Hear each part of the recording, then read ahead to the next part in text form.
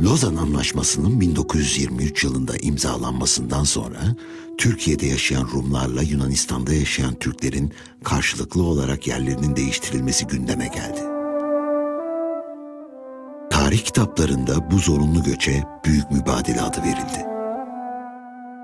Zorunlu göçten bu yana acısıyla, tatlısıyla, zoruyla, kolayıyla tam 85 yıl geçti. Ege ve Marmara kıyı şeridine yerleştirilen mubadillerden Girit Türklerinin hayat hikayeleri birçok kitap ve belgesele konu oldu.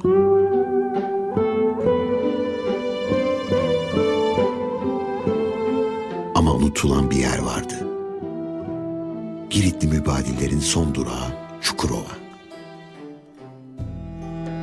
Doğu Akdeniz'de yer alan bu bölgedeki Mersin, Tarsus, Adana ve Dörtyola'da binlerce Giritli mübadil yerleştirilmişti. Ancak 1924 yılında kötü hava şartlarında Gülcemal ve Sakarya isimli gemilerle Girit Kandiye limanından Mersin limanına inen bu insanların hayat hikayeleri bugüne kadar hiç anlatılmadı. Oysa onların da anlatacağı yaşanmış çok ilginç öyküleri vardı.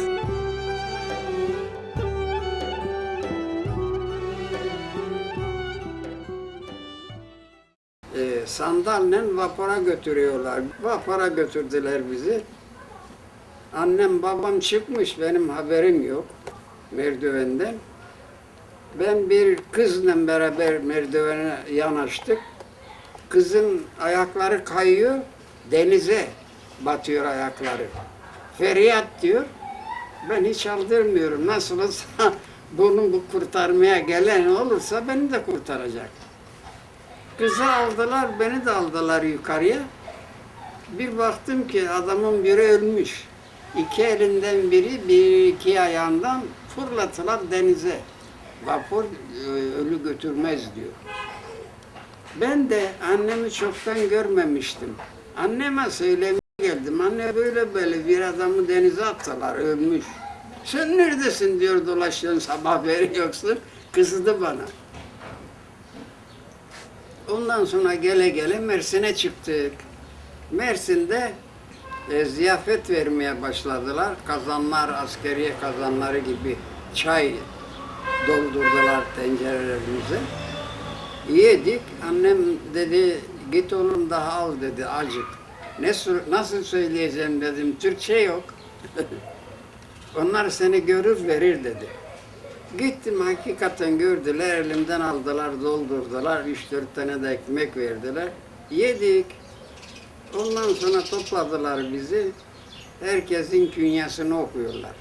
Bizi Dörtyola tayin ettiler. Bizi Mersin'e getirdiler. Ama Mersin'e geleceğimiz zaman biz bir gece şeyde kaldık, Marmaris'te. Çünkü fırtınaya yakalandı. Bizi getiren vapur neredeyse batıyor. Tabii vapur dolu. Ondan sonra biz tabii fırtınaya yakalayınca mevlütler okudular, Kur'anlar okudular, dualar ettiler. Gece Marmaris'e yerleştik, bir gece yattık. Ertesi gün hava açtı, bizi Mersin'e getirdiler. Ama ben Mersin'e geldiğimiz zaman ben oradan nasıl indik, bizi nereye götürdüler onu hiç bilmiyorum. Atacaktı. Sonradan Marmaris'te çektiler. Yoksa batacak. Kayıkla geldik, vapurla geldik, neler oldu, kesiyorlardı yavrular, Giritliler de kesiyordu yavruları birbirine mübadele oldu, mübadele. Bu öykülerin en önemlisi ve dramatik olanı ise mübadillerin Girit'in Kandiye limanından mübadele gemilerine binişiyle başlıyordu. Aileler vapurlara karmakarışık şekilde bindiriliyordu. Kısacası aileler birbirinden ayrılıyor ve parçalanıyordu. Gülcemal isimli vapur ile İstanbul Tuzla'ya indirilen bir aile ferdinin diğer fertleri başka gemilerle Gemlik, Mudanya, Trilye, Erdek, Ayvalık, İzmir, Antalya ve son durak olarak da Mersin limanına indiriliyordu. Maalesef bu insanlar özgürlüklerine kavuşmanın sevinci yanında Girit Kandiye'de baskılardan ve baskınlardan korunmak için hep birlikte yaşadıkları amcalarından, dayılarından, teyzelerinden, halalarından, hısım ve akrabalarından kopmanın hüznünü yaşamaya başladılar. Savaştan yeni çıkan bir Türkiye'de haberleşmenin çok yetersiz olmasının üstüne Türkçe bilmemeleri de eklenince bu aileler uzun yıllar yeni geldikleri topraklarda birbirlerinden haber alamadılar. Ve sözün özü, bu insanlar, bu aileler istemeden ayrıldılar, parçalandılar, paramparça oldular. Büyük kurtarıcı Atatürk'e her zaman şükran duygularını ileten Giritli mübadillerin en büyük sıkıntısı ailelerinin mübadele sırasında parçalanmasıydı. Bak benim bir amcam vardı Mustafa ismi. O Mudanya'ya gitti. O bir akrabalarımız işte Efes'te Kırkıca köyü var. Ama şimdi nasıl ben gittim oraya da. Ondan sonra benim bütün teyzelerim, amcalarım, dayılarım hep orada. Bütün yani amca çocukları. Sonra Suat'ın kocası beni götürdü oraya. Şimdi düşün biz çocuk ayrıldı ve ihtiyar olarak görüştük. Ben tabii gittim, baktım yukarıdan bir adam geliyor. Kılığı belli ki Giritli. Yaklaştım dedim ki, siz dedim Giritli misiniz? Evet dedi. Ben de dedim Giritliyim, ben dedim Adana'dan geldim. Benim burada akrabalarım var. Sinemacı Mazlum dedim, benim dedim amcamın oğlu işte dedi evi burası. Tabii hemen amcamın oğlu çıktı beni görünce çıldırdı adam. Ama ben mesela Girit'ten geldiğimde 6 yaşındaydım, o kocaman adamdı. Benim de Erdek'te amcam var. Erdek'teki amcan kim? Rizvan amcam. Dayım vardı, büyük dayım, onu da dörtüyorlar. Mehmet dayım, Hüseyin dayım, Kamer teyzem İzmir'in kazasına Urla'ya. Büyük teyzem de Gemlik Mudanya'ya gitti. Memleketten ayrıldı, öldüler, birbirlerini göremediler. Annem, bacılarıyla. 4 kardeş. Evet. O Sadık Agaz.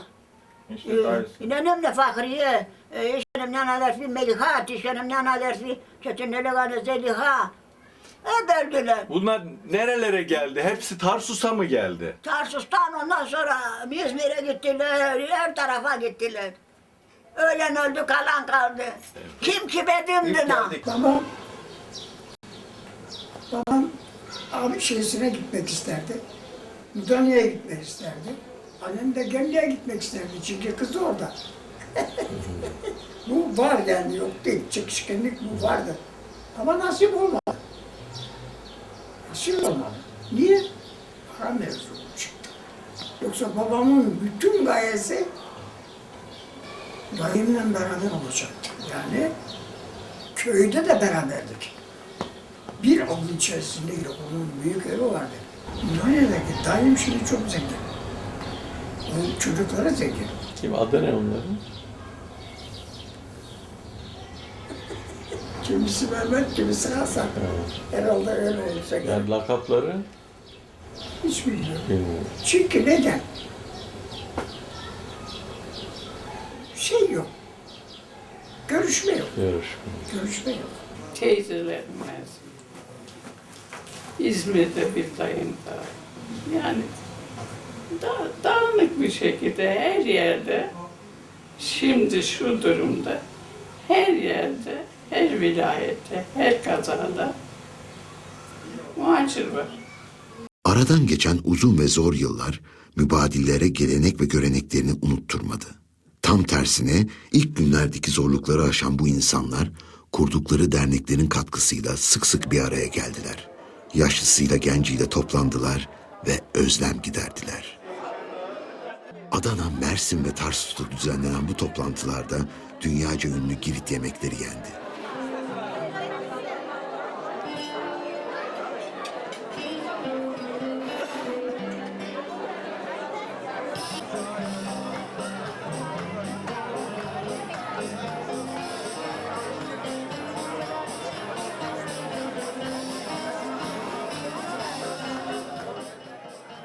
Girit'le ilgili hikayeler, fıkralar ve anılar anlatıldı. Gençler ve yaşlılar orkestranın çaldığı müziğe eşlik ederek Girit Türklerinin oyunu, kasap havasını oynadılar. Hem eğlenerek bir arada bulunmanın güzelliğini yaşadılar, hem de atalarının ruhunu şad ettiler. Giritli mübadillerin Çukurova'daki ilk yılları karınlarını doyuracak iş bulmakla geçti. Tarsus'a yerleştirilenler zeytincilik, bağcılık ve süt verimi yüksek Malta cinsi keçi besiciliği yaparken, dört yoldakiler Narenciye ile Mersin ve Adana'ya yerleştirilenler ise fabrikalarda çalışmaya başladılar. Fabrika işçilerinin arasında çok küçük yaşta olan çocuklar da vardı. 4 yılda biraz çocukluk devremiz geçti. Fabrikaya girdik. Vadilerde çalışıyorduk. Hepimiz girdik. İbrahim Dağı hepimiz. Haydar, Adana'daki fabrika. Adana'da Milli Müsücat Fabrikası'nda çalıştık. Oradan da çıktık, Sümerbank'a girdik. Adam biri ihtiyar. O bir sakat. Hala da teyze de o da ihtiyar. O zamanlar olur. Biz geldikten sonra bu milli mesucat yok mu? Tripani diyorlardı. Çocuklar hepsi gitti. Boşnak'ta, Giritli'de hepsi. Sonra yok. Ne yapacaksın? Biraz para geldi, bitti. Koza pişiriyordu. Koza şeyle yemek pişiriyorduk. Koza yağıyla. He. Sonra rahmetli o Fatma Hav teyze, hadi kızım dedi, ben 8 ya, seninle de gidek dedi, belki beni de alırlar. Onu ihtiyar diye almadılar. O zaman şey vardı, Alman direktör idare ediyordu bu Tripani'yi. O zaman kalın bez çıkarıyordu. Tripane dediğim milli mensucat. Burada. Hani duruyor burada, yıktılar mı? Milli mensucat değil mi? Hani şeyin karşısında. Tekel. Sigara fabrikası. Yok, burada be. Hani şeyin, İsmail Bey'in rahmetlinin dükkanı vardı karşısında. Tamam. Ha, onu. Sümerbank'ın olduğu Ha. yer. Tamam. Ondan sonra gittik ama ben yalnız değildim. Ufak çocuklar. Beni aldı adam, havayı almadı. İşe. He.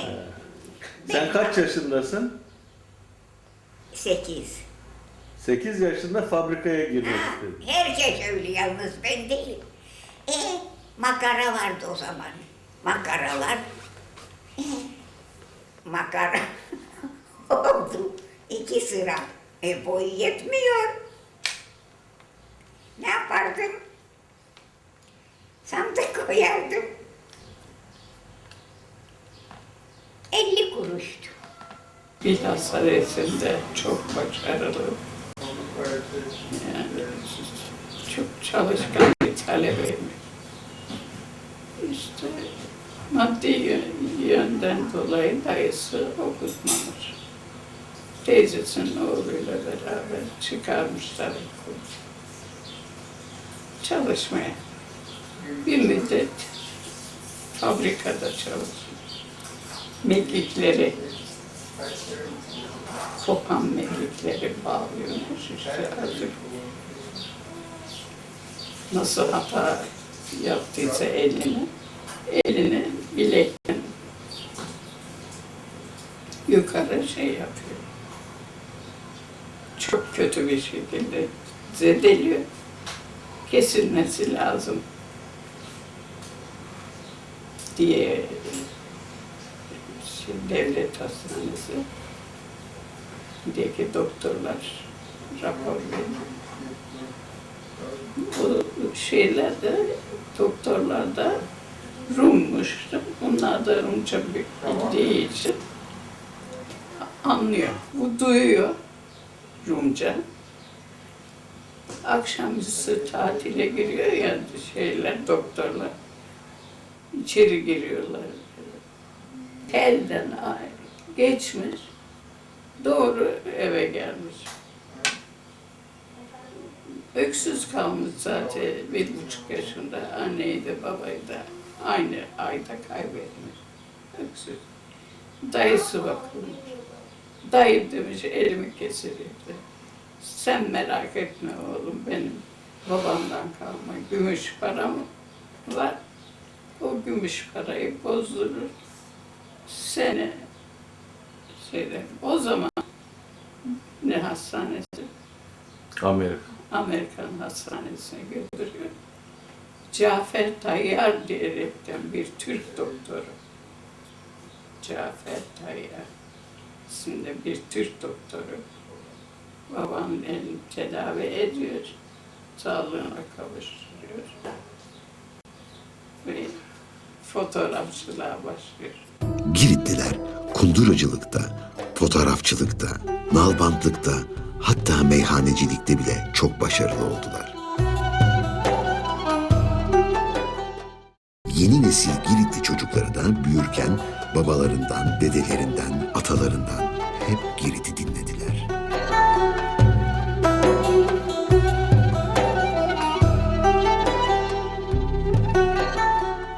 Girit'te geçmişte iç içe yaşayan ve çok iyi komşuluk yapan Türk ve Rum toplulukları bazı büyük devletlerin sürekli kışkırtmasıyla maalesef birbirine düşman oldular. Fakat yine de ayrılık zamanı geldiğinde birçok dost Giritli Rum Türk arkadaşlarına yardım etmekten çekinmedi. Babamın Rum ismini hatırlayan bir arkadaşı çok samimi, kabadayı. Geliyor akşama doğru. Babam da dedi ki hoş geldin Çipriot diyorlardı. Kıbrıs'ta askerlik yapmış daha bu Çipriot. Hoş geldin dedi. Hayrola dedi. Babama bana sana ben diyor şüpheleniyorum diyor. Öldürmüyorlar Atatürk'ün korkusundan ama soyuyorlar. Parasını, eşyasını alıyorlar. Davarını da alıyorlar koyuyor. Tamam dedi. 13 köyün altınlarını aldım diyor. Üzerimde bak gösterdi. Eve götüreceğim. Adamlara dağıtacağım. Atları alacağım geleceğim. Seni götüreceğim evime diyor. Peki. Bekledik hakikaten aynı bak. Her insan yapmaz İbrahim. Gitti eve altınları ailesine teslim etti, sakladı. Aldı 2 tane at geldi. Ne kadar yükleyebildiyse bizi evine götürdü. Karısı dedi ki belki dedi tiskinirsiniz, biz Rumuz dedi, affedersiniz domuz yiyoruz. Bir sele doldurdu. Kaşık, tabak, her neyse ayrı yemek yapacağım size diyor. Ondan sonra bir gün kahvede oturuyor. Baktı ki bir Rum üstünü yokluyor, bıçak, tabanca var mı diye. Hayrola dedi o babamın arkadaşı. Baksana diyor kısmet geldi ayağımıza. Ne? Kısmet mi geldi? Sen nereden geldin diyor. Bilmem nereden. Şöyle vurursam dedi bıçaksız keserim burnunu. Utanmaz affedersiniz. O benim arkadaşım dedi. Benim yanıma geliyor. Para vereceğim ona diyor. Adam anasından doğduğuna pişman oldu. Evet, onu gönderiyordu. Git amcanı çağır, şu kadar 10 tane sattın, parasını veriyor. Denize kadar bizi şey yaptı. Bir gün Kuruköprü'de şeyleri var ya, çetin kayalar, evet. Yüksek kahve vardı orada. Hacdan dönmüşler, onların da hakkı var. Durmuş orada otobüs ve nerede Giritliler var? Biri dedi ki şu masada oturanlar Giritli. Bana sana Mustafa nerede oturuyor dedi. O Rum. Hacdan dönüyor. Geçen sene öldü dedi. Bana sana Mustafa. Adam dövüldü böyle. Keşke 2 sene evvel gelse. Belki de o benim dediğim olabilir. Samimiydi. Öyle dövüldü. Yani dayım, bunun kayınbabası çok zengindi. O işte bizi şimdi o köye bizi götürdüler ya bizi öldürdüler. Hemen dayıma telefon etti şehre. Mazlum Arabı bir kamyonet gönder. Çünkü kız kardeşlerim burada öldürecekler. Hemen dayım arka yoldan bir kamyonet gönderiyor. Bizi o kamyota bindiriyorlar. Bir de ihtiyar bir Yunan biliyor. Bak ben onu hatırlıyorum. Şimdi Giritliler kırmızı kuşak var herhalde. Türkler beyaz sarı. Yunanlılar siyah kuşak, siyah tarı. Şimdi adam başındaki sarığı çıkardı babamın beline sardı ki babamın yani Türk olduğunu görünmesin. Hani çünkü çıkamıyordum pencerelerden. Yani Yunan köylerinden geçiyoruz ya şehre gitmek için. Öldürmesinler diye onu yaptım. Değirmen Yunan hükümet sınırında aynı içeride. Yalnız bir mahalleden bir mahalleye. Orada değirmen varmış. Babam yüklemiş buğdayı. Sağına ve soluna. Bir de ortaya da olmuş bir çuval. Kahvenin önünden geçerken bir Yunan diyor ki lan bir Türk gitti buradan diyor. Ne yapar? Atını da var, buğdasını da var. Koşuyor. Babam ata vuruyor. Babam hızlanıyor. O arkadan bir tane aynı Rum bağırıyor. Bilal kaçma, Bilal kaçma. Ben varım arkanda. Kaçma. Bakıyor ki hakikaten orak biçen, ekim biçen adam lan demiş o Türk'ün demiş ekmeğini yedin demiş. Bu sizlerden daha iyi bu demiş. Niye bu herifin ekmeğini alacaksın elinden, buğdayı, unu? Daha büyük öğütmeye gidiyor. Bu şekilde ben demiş ben kahvede oturuyorum. Sen öğüt, geri gel. Bu kahvenin önünden geçecek, mecburi geçecek. Çünkü başka yol yok. Oradan geçerken kalkıyor. Hadi Bilal'a güle güle. Hadi güle güle. Böyle yolcu etti. Beni kurtardı diyor. Yoksa beni öldüreceklerdi. Adımı alacaklardı. Hem buğdamı alacaklardı. Bu şekilde bir darbe yedim dedi. 1924 yılının Şubat ayında Mersin limanına inen ve Çukurova'ya yerleştirilen binlerce mübadilden bugün hayatta bir elin parmakları kadar az insan kaldı. Nüfus cüzdanında doğum yeri Kandi'ye yazan bu insanların en gencinin yaşı şimdilerde 90 civarında. Ve hepsinin anlatacağı bir hikayesi var. 40 gün içkinin başında kalkmasalar, 40 gün gece gündüz gitseler, bir tanesinden bir tanesi bir kötü laf söylemez. Ne küfür çıkar ne kavga eder. Bu en büyük maharetleri bunlar. En büyük maharet. Kavgayı sevmez. Sarhoş olur, istediği kadar. İçse, zuba olsun. Ama kimseye sarhoşmaz. Şimdi düşünüyorum. Babamın bir sürü koyunu var demiştim. 3 tane köpeği vardı. Biri evde, biri işaret ediyor. Keçiler ekine gitmeden çevir, gidiyor. Avcı da. Bir tanesi de kangal köpeği, affedersiniz. Hırsız geldi. Köpeğe işaret ediyor, seslenmiyor. Köpek dinliyor. Hırsız girdi, 20-25 tane önüne göre seçiyor. Alıyor herif götürecek. İşaret verdi, yakala dedi. Yavaş yavaş gidiyor, bir atılıyor göğsünden yakalıyor diyor. Adam teslim oldu. Babam diye gidiyor, diyor ki, epet se sagalaç. Opşo ifeles. Opşo beğenses topires. Kalonas kamni. İda vesada nato ne valo nasip niksi yine sefisonu. Seslenemiyor. Ya ne demek istiyor orada? Yani dedi ki, seni boğdurayım mı köpeğe yoksa bıraktırayım mı? Seslenmiyor. Hadi köpeğe işaret veriyor, bırakıyor. Herif nasıl teşekkür etti, nasıl kaçtığını şaşırdı. Bir zarar vermedi. Sakın dedi bir daha gelirsen karışma. Parçalar seni. Köyünüzün adı? Apsi Kamarız. Yani köprülü köy. Köprü. Esas babam Banasanoydu köy. Geldi bizim köyde evlendi. Oralı oldu. Bir sürü koyunu vardı keçi karışık. Alı vaktiyi. Bir gün kız kaçırmaya gittiler. 8 kişi. 3 kişi kızı almaya gittiler. Birincisi babam. 4 kişi de köylülerle savaştılar. Babam kızı kucaklayacağına annesini kucaklıyor. Bırakıyor annesini, hemen kızı kucaklıyor ama bir tane sopa yedi. Ondan sonra çıktılar dışarıya, kızı aldılar, başladılar kurşunlara. Evet, 3 kişi kızı kaçırıyor, 4 kişi de onları müdafaa ediyor. Kaçırdılar, yarı yola geldiler. Kız biraz kendine geldi ama üstü başı parça parça. Ben diyor size sorayım, hanginiz benim kocam olacak? Dayımı gösterdiler. O 8 kişinin içinde daha en çirkin dayım tesadüf. Ama şakacı, keman çalıyor, tulum çalıyor, çok şakacı. Ne bilsin kadın?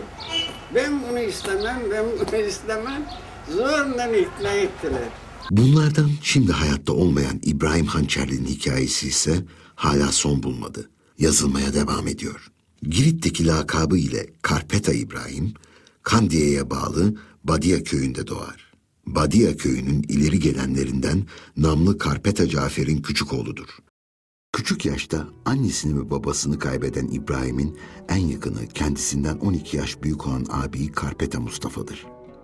Ancak Mustafa o yıllarda bir Rum kızına deli gibi aşıktır. Ve mübadele günü geldiğinde kararını aşktan yana kullanan ağabey yollarını kardeşiyle istemeden ayırır.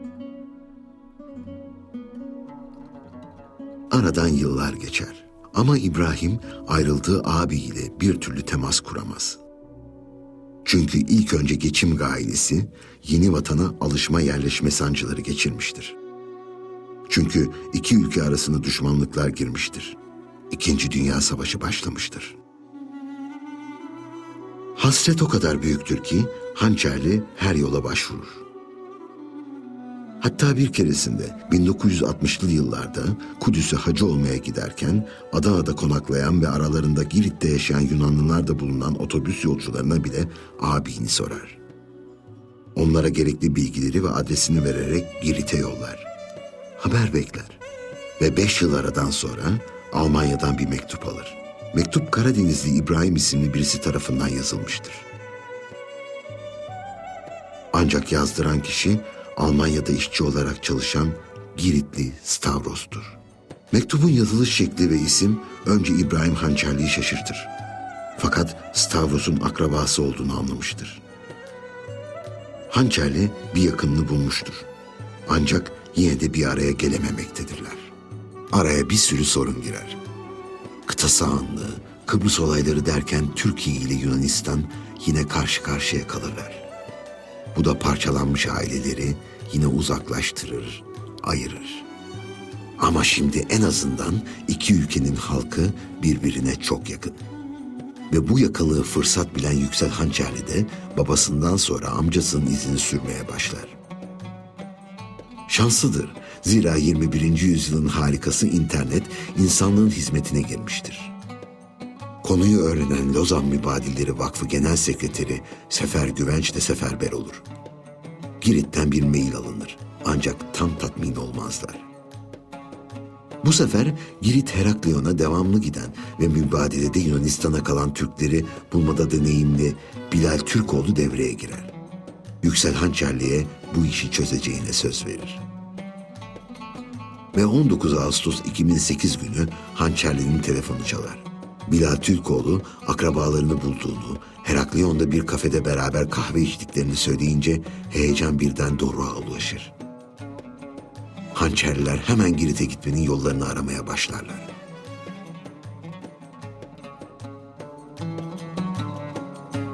Şansları yaverdir. Şeker Bayramı nedeniyle Girit'e direkt bir uçak bulurlar.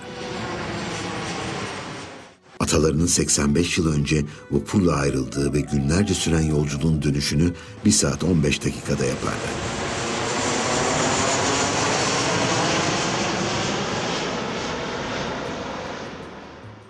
Dilerseniz öykünün bundan sonra kısmını Yüksel Hançerli'nin ağzından dinleyelim. 30 Eylül 2008'de Heraklion Kapsüs Otel'e henüz varmıştık ki akrabalarımızın bizi lobide beklediğini resepsiyondan öğrendik. Kısa bir konuşmadan sonra bizi hemen aldılar ve sakin bir taverneye götürdüler. Çok kalabalık bir aile burada bizi bekliyordu. Babama mektup yazan amcaoğlu Stavros Karpetakis ve amca kızı Irine ile tanıştık ve bol bol ağlaştık. Biz de 6 kişiydik. Ağabeyim Ümit, eşi Emine, eşim Ayşe, kızımız Gizem ve oğlumuz Emir takımımızın as elemanlarıydı. Kızım Gizem İngilizce, ben Stavro ile Almanca, ve bir de Türkçe bilen Niko olunca dil sorunu çekmedik. Çat pat da olsa Rumca kelimeler de belleğimizde yenileniyordu. Bize amcam Mustafa'nın fotoğrafını verdiler. Zaten bir tek pozu varmış. Mustafa Karpetakis çok yakışıklıymış. Bunu çok normal karşıladık. Zira babam İbrahim Hançerli de artist gibi bir adamdı. Gece geç saatlere kadar iyice kaynaştık. İki tarafında merak ettiği şeyler vardı. Amcam mübaderede Girit'te kalınca aşık olduğu kız Stella ile evlenerek adını Nikita olarak değiştirmiş. Bu evlilikten ikisi kız, ikisi erkek, 4 çocukları dünyaya gelmiş. Ancak kendi köyleri Badya'da kalamamışlar ve yaylalık bir yer olan Arşendiras'a yerleşmişler. 1943 yılında Alman işgali sırasında Mustafa'nın keçileri bir gün Alman karargahının sınırları içerisine girmiş.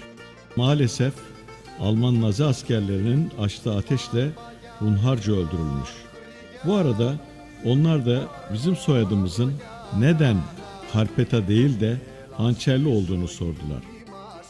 Dilimizin döndüğü kadar Türkiye'de yabancı kelime soyadı kullanmanın yasak olduğunu, bu arada Karpeta İbrahim'e babasından kendisine tek hatıra olarak bir hançer kaldığını, bu nedenle soyadını Hançerli olarak aldığını anlattı. Gece sona ererken sabah buluşup babam Karpeta İbrahim'in doğduğu köy Badya'ya gitmek üzere sözleştik. Sabah oldu, yola koyulduk, heyecanım sonsuz. Tam 85 yıl sonra ata topraklarındayım. Badya, Tefeli ve Turloti köyleri adeta birbirleriyle iç içe girmiş. Badya tabelasının önünde durup fotoğraf çektiriyoruz. Badya'dayız. Babam geliyor aklıma. Köse dayı, Bilal dayı, teyzesi Afet, Aliye teyze. Film şeridi gibi geçmeye başlıyor gözlerimin önünden. Yanaklarımın ıslanmasına mani olamıyorum. İçimden ne güzel, tertemiz bir köy dedim. Göğsüm kabardı. Biz Giritliyiz dedim. Sağa sola baktım. Yaşlı bir iki kişiye babamı tanır mısınız diye sordum ama olumlu cevap alamadım. Köyde aralarda kalan eski evleri gördüm. Bu evlerden birisi mutlaka dedem Karpeta Cafer'in, nenem Zehra'nın yani babamın doğduğu evdi. Burada fazla duramadık. Yola devam ediyoruz. Ve Mezaharyo Türkçe ismiyle Ortaköy'e geliyoruz.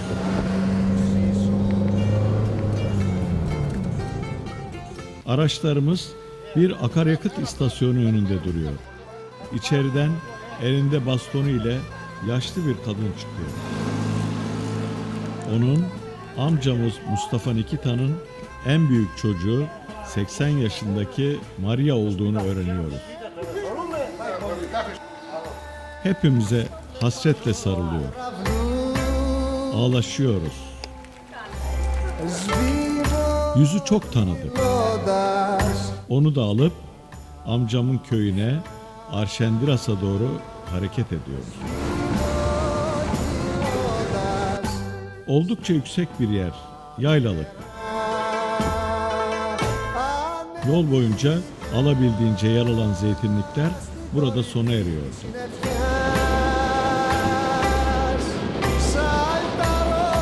Arşendiras büyük bir köy. Köyde bir eve giriyoruz. Burası amcamın küçük kızı Erin'in evi. Duvarda babasının fotoğrafı asılı. Salondaki masayı da baştan sona yemekle donatmışlar. Ama etli enginarın tadı bir başkaydı. Bu arada dışarıda bir hareketlenme oldu ve amcamın ikinci çocuğu 78 yaşında olan Malonis de geldi. Biraz rahatsızmış. yeni hastaneden çıkmış ama o da bizi görmeye gelmiş. Sarıldık, koklaştık. Arşendiraz köyü Karpeta Mustafa'nın çocuklarının doğup büyüdüğü yer. Torunlar da bu köyle ilişkilerini hala devam ettiriyorlar. Bahçelerinde her türlü organik sebzeyi ve otu bulmak mümkün. Giritli deyince insanın aklına hemen ot geliyor. Bu arada her evin karanlık bir odasında kendi üzümlerinden yaptıkları şarap fıçılarını görmek mümkün. Tıpkı Stavros'un evinde olduğu gibi.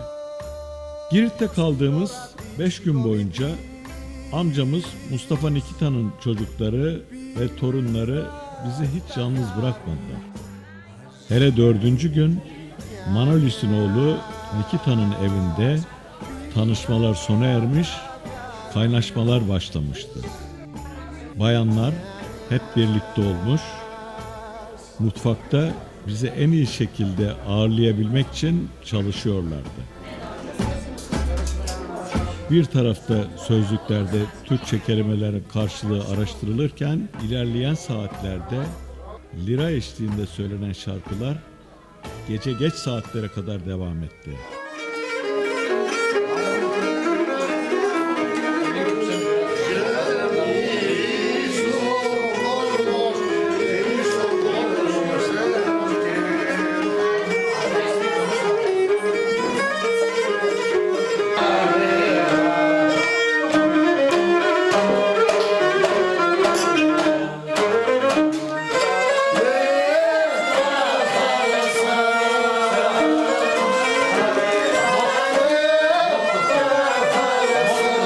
Onların isimleri Maria, Malonis, Stavros, İrene'ydi. Ama onlar benim amcamın çocukları.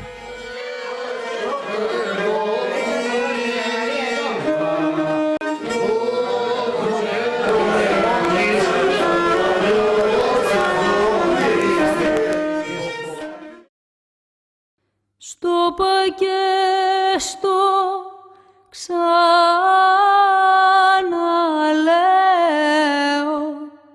στο γυαλό μην κατέβεις κι ο γυαλός κάνει φουρτούνα και σε Onlar da tıpkı babam İbrahim ve amcam Selim gibi aynı kaderi paylaşmışlar, küçük yaşlarda anne ve babalarını kaybederek öksüz ve yetim büyümüşler. Ama Karpetakis ailesi Girit'te devamlı şekilde çocuklarına ve torunlarına mübadelede küçük yaşta Türkiye'ye giden babam Karpeta İbrahim'i anlatmışlar. Bizim 2008 yılında Girit'te buluşmamızdan sonra onlar da yaşadığımız toprakları görmek ve tanımak için hemen harekete geçmişler. Amcaoğlu Manolis'in öğretmen oğlu Georgis ve onun çocuğu 17 yaşındaki Yanis 2010'da Adana'da misafirimiz oldular. Georgis bir hafta kaldığı Adana, Mersin ve Tarsus'taki birçok akrabamızla tanışma fırsatı buldu.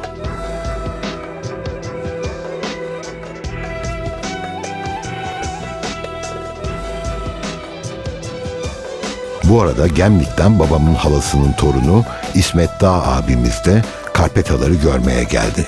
Ziyaretlerin hepsi çok duygusaldı.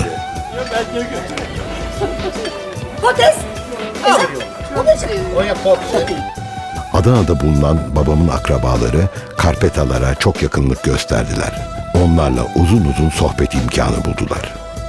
Geceleri abimin kızı Özge'nin bahçeli evinde doyasıya eğleniyorduk. Hele Giritli müzisyen kardeşimiz Muhittin Şengönül'ün çaldığı parçalar çok güzeldi. Ya evlere falan şey yaptık. Bizim Ayten abla vardı. Orhan'ın annesiyle falan. Saatler geçtikçe Girit'ten gelen akrabalarımızın bize iyice alıştıklarını, söyledikleri Madinaris ve Samyotisa parçalarından anlayabiliyorduk. Hele Samyotisa'ya annemin de eşlik etmesi muhteşemdi. Για Σαμιώτησα με τις ελιές και με τα μαύρα μάτια έκανες την καρδούλα μου σαν μυώτησα 42 κομμάτια. 42 κομμάτια. Α, ωραία. Την είχαμε για να μου την στείλεις, να καταλάβεις και να δεις σαν νιώτησα σπαγώτησα μου.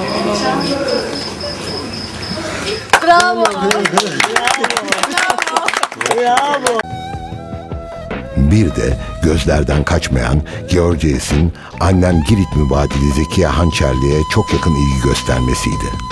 Belki de ona baktıkça, onun ellerini öptükçe geçmişteki karpetalar aklına geliyordu.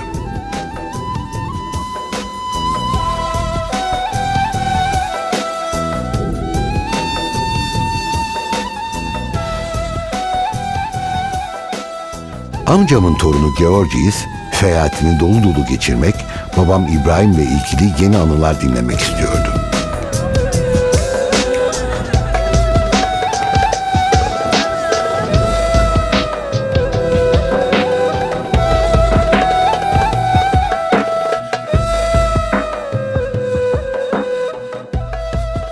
Şimdi size biraz gizemli tuttuğum, babamın yıllarca aradığı ama bulamadığı, 1924 yılında mübadelede sevdiği kız Stella uğruna Girit'te kalan amcam Selim'in öyküsünü Girit'teki akrabalarımızdan Georgies'in ağzından aktarmak istiyorum. Στην περιοχή κοντά στο χωριό Φιλίππη. Αυτός ο Νικήτας είχε περιουσία σε αυτή την περιοχή. Εκεί συναντήθηκαν και γνωρίστηκαν και ερωτεύτηκαν ο ένας με τον άλλο. İşte aşkı uğruna Girit'te kalan amcam Mustafa'nın öyküsü. İnsanlar bir hayatı düşlerken 90 yıla yakın bir ayrılığın nedenlerini de hayal ve merak ederler. Ve birbirlerine yeniden karşılaştıkları an iletişim kurup sevgi saçmaya başlarlar. Ancak bu insanlar bu karşılaşmaya ulaşmayı başaramamış ve yıllarca acı çekerek birbirlerinden uzaklaşmışlardır. İşte bu ayrılığın en önemli isimlerinden birisi Selim, diğeri de İbrahim adında iki kardeştir. Bu iki kardeşin ayrılığı Lozan Anlaşması sonucu mübadele gemilerinin Kandiye limanından demir almalarıyla başlar. İbrahim'in meşakkatli ve son derece zor yolculuğu Mersin limanında noktalanırken Selim Kandiye limanını hüzünle gözlemekte ve mübadele vapurlarının tüm yakınlarını karşı kıyıya götürmesini izlemektedir. Henüz 20 yaşında bile değildir ve Hristiyan bir kıza sırılsıklama aşıktır. Aslında tüm arzusu sevdiği kızla birlikte o gemilerde olmak, onunla Türkiye'ye kaçmaktır. Selim şaşkındır. Ne yapacağını şaşırmıştır. Bir tarafta sevgilisi Stella, diğer tarafta kardeşi İbrahim yer almaktadır. 1924 yılının Ocak ayında ilk gemi Kandiye'den ayrılırken Mustafa kardeşi İbrahim'i görmeye gelir ve gemiye bininceye kadar ona gizlice el sallar. Aşk ağır basmıştır. Ama dilerseniz öncelikle Selim ve Stella'nın nasıl tanıştıklarını halam İreni'den dinleyelim. Babamı ve annemi çok küçük yaşta kaybettiğim için beni anneanne Draco büyüttü. Ben de sürekli annemi ve babamı soruyordum. İşte annem ve babamın nasıl tanıştıklarını da anneanne bana şöyle anlatmıştı.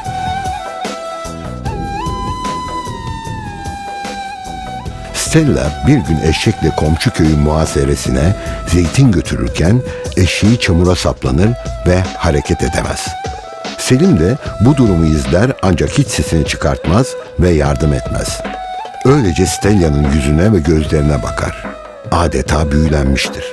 Selim ancak Stella'nın sesiyle kendine gelir. Güzel Stella Selim'den yardım ister. Yakışıklı Selim hemen ayıkır ve yardıma koşar. Stella'yı ve eşeğini saplandığı çamurdan kurtarır. O sırada göz göze gelirler. İlk görüşte aşktır bu. Stella kurtarıcısına teşekkür eder ve mutluluklar diler.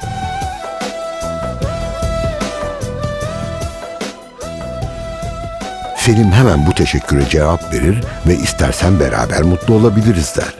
Karşılıklı gülüşürler ve o günden sonra Selim'in gözünde sadece komşu köyün güzeli Stella vardır.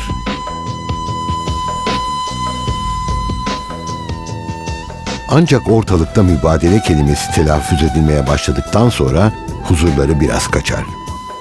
Selim Stella'yı Türkiye'ye kaçırmak için planlar yapmaya başlar.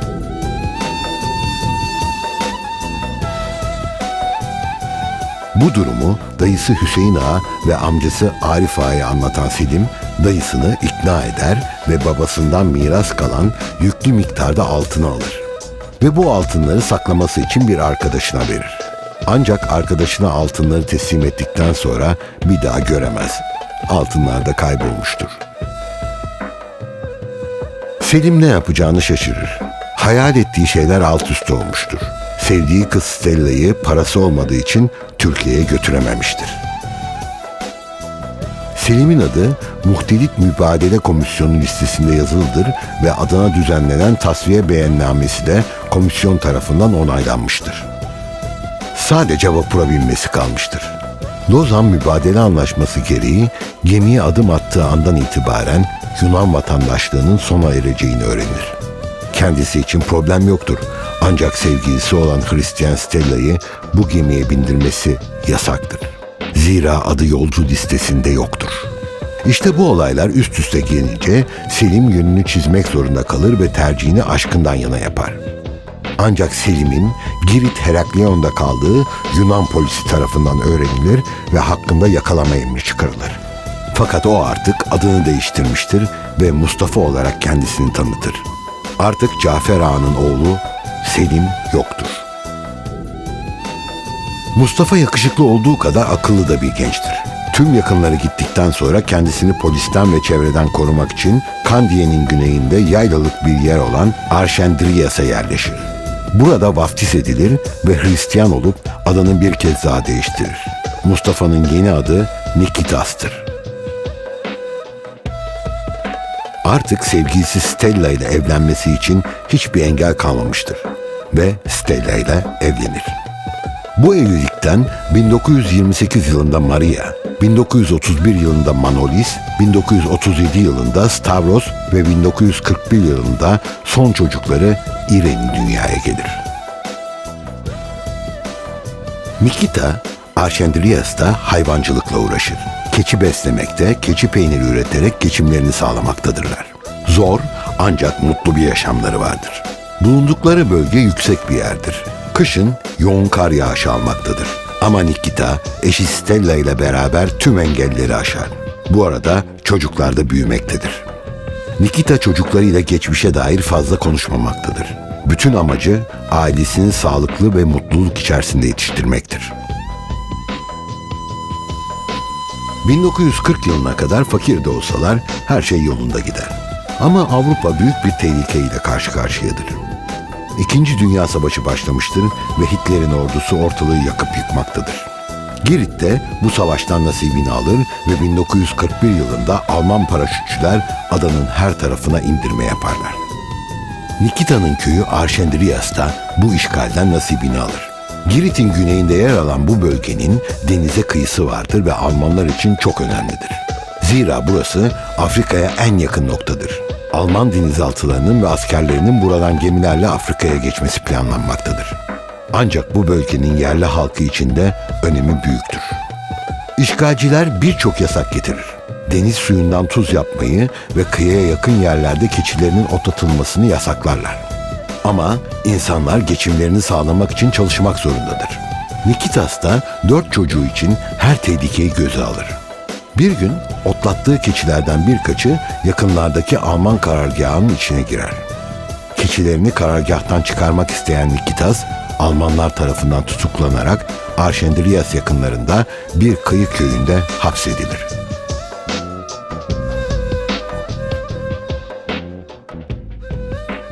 Bir zamanlar babası Cafer ve amcası Arif, Heraklion'a bağlı Badia, Filopi ve Partira köylerinin ağasıdır ve çok zengindirler.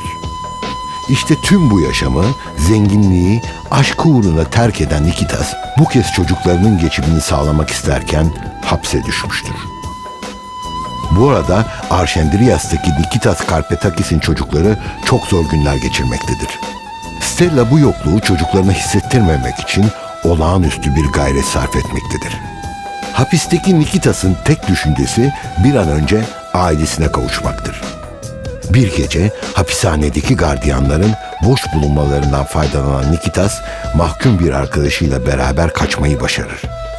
Ancak peşlerine düşen Alman askerleri tarafından açılan ateş sonucu hunharca öldürülür. Yıl 1943. Aylardan Şubat'tır. Diğer köylü kaçar. Nikitas'ın cenazesi öldürüldüğü yere yakın olan bir kilisenin bahçesine gömülür. Kötü haber köyde çabuk duyulur. Kocasının öldürüldüğünü öğrenen Stella perişan olur. Ancak geride kalan çocuklarını düşünür ve hemen toparlamaya başlar.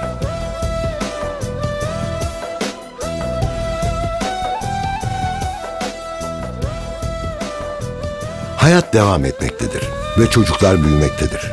Aradan çok değil, 2 yıl geçmiştir. Arşendriyas'ta kış olanca sertliğiyle devam etmektedir. Hatta bir gün 2 çocuğuyla birlikte keçilerini otlatan Stella aniden patlak veren kar fırtınasına yakalanır. Stella çocuklarını donmaktan korumak için büyük çaba sarf eder. Onları kurtarır fakat kendisi donarak hayatını kaybeder. Stella'nın cenazesi kötü hava nedeniyle Arşendriyas'ta toprağa verilemez. Deniz kenarında bulunan Aziz Nikitas Manastırı'na gömülür. Nikitas'ın 4 çocuğu da babalarının kaderini paylaşır. Öksüz ve yetim kalırlar. Annelerinin ölümünden sonra Maria, Manolis, Stavros ve Ireni büyük babaları Drakon'un eşi tarafından büyütülür. Karpetakisleri çok zor günler beklemektedir. Özellikle Manolis, büyük erkek çocuk olarak kardeşlerinin sorumluluğunu üzerine almıştır. Tek gelir kaynakları olan keçilere gözü gibi bakmaktadır. Çok fakirdirler. Üstlerinde giyecek, yedek elbiseleri bile yoktur. Hayvanlarını otlatırken yağan yağmurda ıslanan Manolis, ıslak ıslak yatağa girmektedir. Çünkü ocakta yakacak odunları bile yoktur. Kıyafetlerini kurutamaz. Çok zorluk çektiler. Aç kaldıkları çok zaman oldu ama onlar yılmadı. Çocuklarını büyüttüler, okuttular. Ve ilk zamanlarda kimliklerini bile gizleyen bu insanlar, şimdilerde değil kimliklerini gizlemek, tersine geçmişleriyle onur duymaktadırlar. Birbirlerine olan sevgilerini açıkça gösteriyorlar. Bunu Girit'e son ziyareti yapan 7 kişilik Hançerli ailesinin karşılanmasında gördük. Yücel Hançerli ve Manolis'in kucaklaşmaları, yine amca kızları Maria ve Ireni'nin buluşmalardaki yüz ifadeleri kelimelerle anlatılamaz güzelliktedir. İşte bu güzellikleri sizlerle paylaşmak istedik. Yeni buluşmalarda tekrar beraber olmak dileğiyle. Şimdilik hoşçakalın.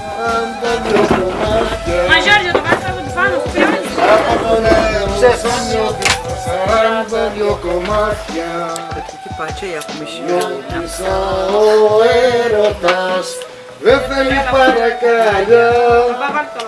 Notisa o erotas ve feli parakaya. Είμαι κι αλλού πορτοκαλιές, σαν νιώτησα που θα σε βάλω το μπουφάν. Σε βάλω το μπουφάν. Είμαι κι αλλού πορτοκαλιές, σαν νιώτησα που θα πορτοκαλιά.